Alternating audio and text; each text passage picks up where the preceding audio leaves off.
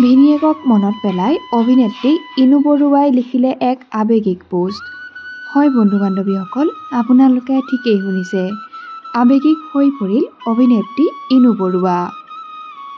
অসমীয়া চলচ্চিত্ৰৰ এটি চিনাকী নাম আছিল ইন্দ্ৰবনিয়াদেৱ।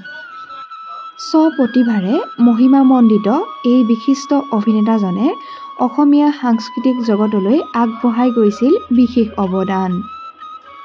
অসমীয়া চলচ্চিত্ৰ জগতৰ ভোটাতৰা ইন্দ্ৰবনিয়াদেৱৰ স্মৃতি দিৱসৰ দিনা তেখেতক সুঁৱৰি অভিনেত্ৰী ইনু বৰুৱাই লিখিছে এক আৱেগিক পোষ্ট।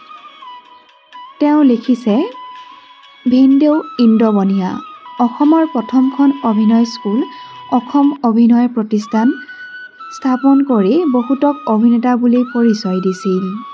অভিনয়ৰ বাবে আন্তৰ্জাতিক পুৰস্কাৰ পোৱা লোকাৰ্ণ ফিল্ম ফেষ্টিভেলৰ শ্ৰেষ্ঠ অভিনেতাৰ পুৰস্কাৰ পোৱা অসমৰ একমাত্ৰ ব্যক্তি আছিল তেওঁ। লগতে তেওঁ ভাৰতৰ পঞ্চমজন অভিনেতা আছিল।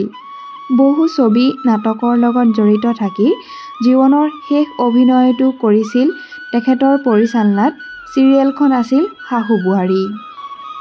2015 চনৰ 25 মাৰ্চ তাৰিখে এই পৃথিৱীৰ পৰা বিদায় মাগিছিল বিশিষ্ট অভিনেতা ইন্দ্ৰবনিয়াদেৱে।